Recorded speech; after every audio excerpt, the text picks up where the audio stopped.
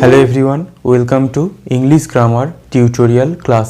আজকের ক্লাসে আমরা কি করব, ডাব্লিউবিপি এক্সাইজ কনস্টেবলের ভয়েস চেঞ্জের কিছু প্র্যাকটিস সেট দেখে নেব। তোমরা যারা আগের ক্লাসগুলো দেখোনি এরর কারেকশানের অবশ্যই দেখে নেবে। তোমরা যারা গ্রামার পার্টে দুর্বল আছো তারা প্রত্যেকটা ভিডিও আমার ক্লাসে অ্যাভেলেবেল আছে, প্লেলিস্টে গিয়ে দেখে নিতে পারো। এছাড়া যারা মেমোরাইজেশন পার্টের জন্য নোট নিতে চাও তারা আমায় এই নম্বরে কল করতে পারো বা ভিডিও ডেসক্রিপশানের লিঙ্ক দেওয়া থাকবে কিভাবে পিডিএফটা নিতে হবে। তাহলে চলো আজকের ক্লাস আমাদের শুরু করা যাক।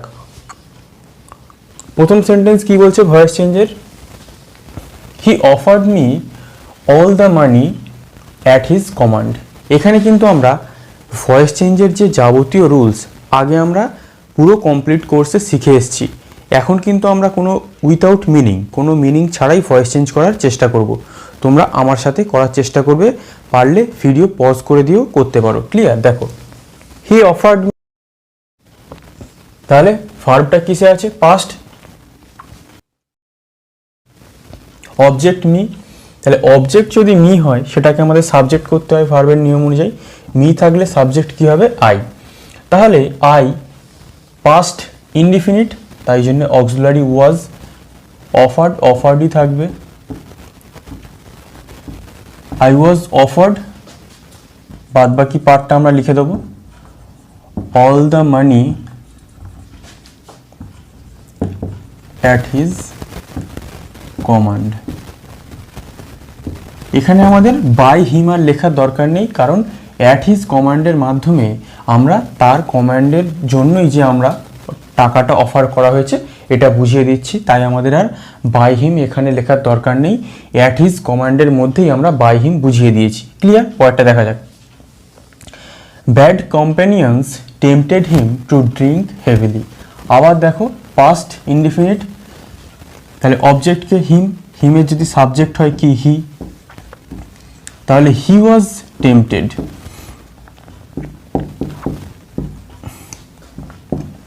টু ড্রিঙ্ক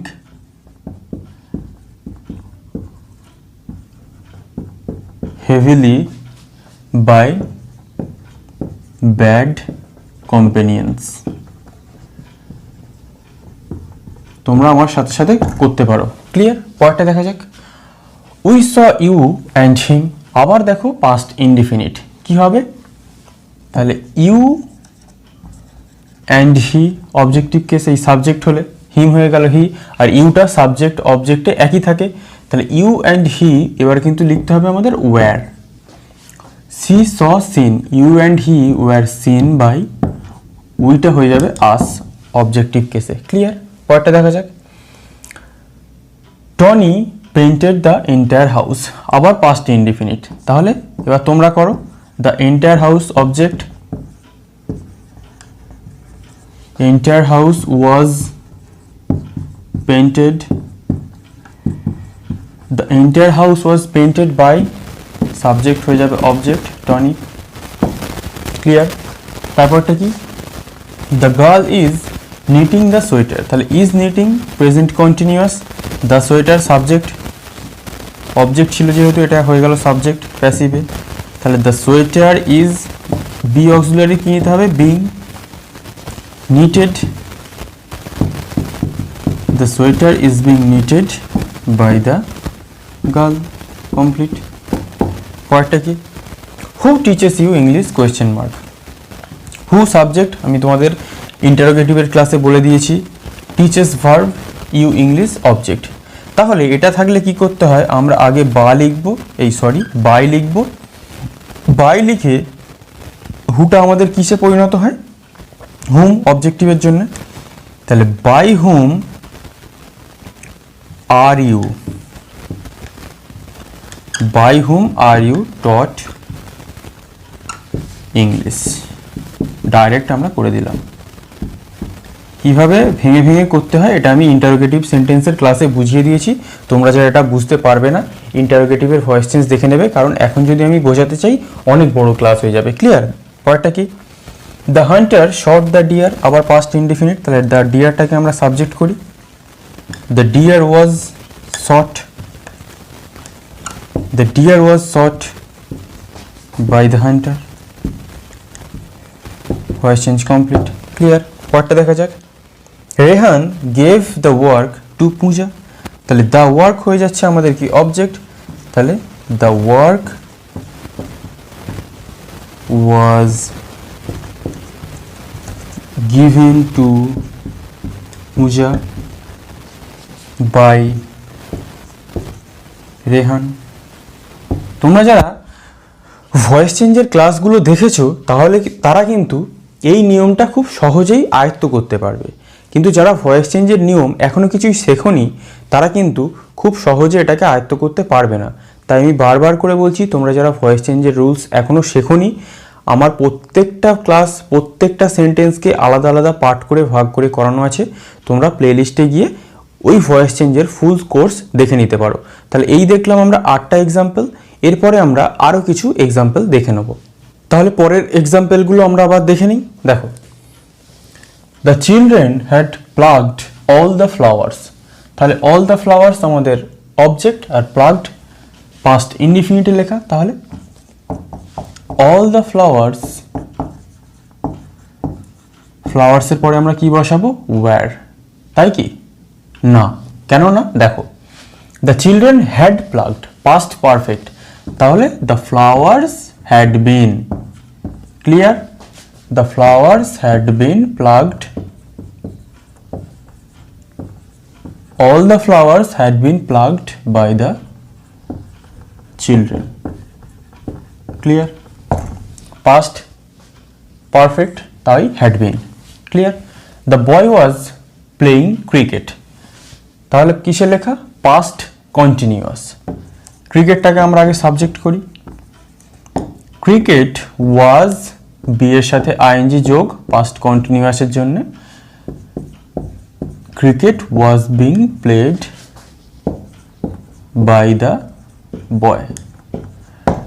ভয়েস চেঞ্জ আর কিছুই নয়, একটা সেন্টেন্সকে জাস্ট একটু ঘুরিয়ে লেখা, মিনিং সেম, একটু ঘুরিয়ে লিখলাম, সাবজেক্টকে অবজেক্ট করলাম, অবজেক্টকে সাবজেক্ট করলাম, আর কিছু টেন্সের পরিবর্তন করলাম না, ভার্বের এদিক ওদিক করলাম, ক্লিয়ার? দেখো, his teachers have given him, his teachers have given him হবে, his teachers have given him some books, তাহলে have given প্রেজেন্ট পারফেক্ট, হিমটাকে সাবজেক্ট করি হি, তাহলে he has been given, he has been given some books by his teachers। পরেরটা দেখা যাক, someone হবে, sorry, someone has stolen my mobile phone, someone has stolen my mobile phone, এটাও কি present perfect, তাহলে কি মাই মোবাইল ফোনটা আমরা সাবজেক্ট করি, my mobile phone, has been present পারফেক্টের জন্য, my mobile phone has been stolen. আমরা বাই সামওয়ান লিখবো না, কেন লিখবো না? কারণ কোনো সাবজেক্ট যদি একটা আননোন পার্সন হয় সেটাকে প্যাসিভে আমরা আর অবজেক্ট লিখি না। পরেরটা কি, the doctor is treating the patient, তাহলে কি প্রেজেন্ট কন্টিনিউয়াস, তাহলে দ্য পেশেন্টকে আমরা সাবজেক্ট করি, ইজ বিং প্রেজেন্ট কন্টিনিউয়াসের জন্য, is being treated TREATED, the patient is being treated by the doctor, clear? complete। পরেরটা কি, the students will never forget a good teacher, তাহলে will future indefinite, will forget, a good teacher হয়ে গেছে আমাদের object, এটাকে subject করি, তাহলে a good teacher will never be forgotten, FORGOTTEN। Negative থাকলে উইল আর বি এর মাঝে সেটা বসাতে হবে, ক্লিয়ার? তাহলে a good teacher will never be forgotten by the students, complete আমাদের ভয়েস চেঞ্জ। পরেরটা কি, I am teaching you English, তাহলে am teaching present continuous you, তাহলে ইউটাকে আমরা সাবজেক্ট করি, ইউ আর বিং প্রেজেন্ট কন্টিনিউয়াসের জন্য taught, you are being taught English by me, voice change complete. পরেরটা দেখা যাক, দে আর মেকিং এ হাউস, তাহলে এটাও প্রেজেন্ট কন্টিনিউয়াস, এ হাউস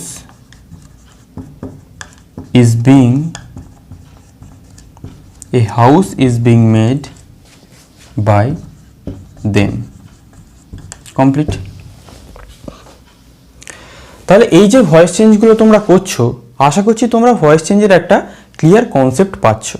যারা ক্লিয়ার কনসেপ্ট পাচ্ছ না তাদের কিন্তু বেসিক ক্লাসগুলো দেখতে হবে, যেখানে আমি ভয়েস চেঞ্জের ইন ডিটেলে ক্লাস করে বুঝিয়েছি।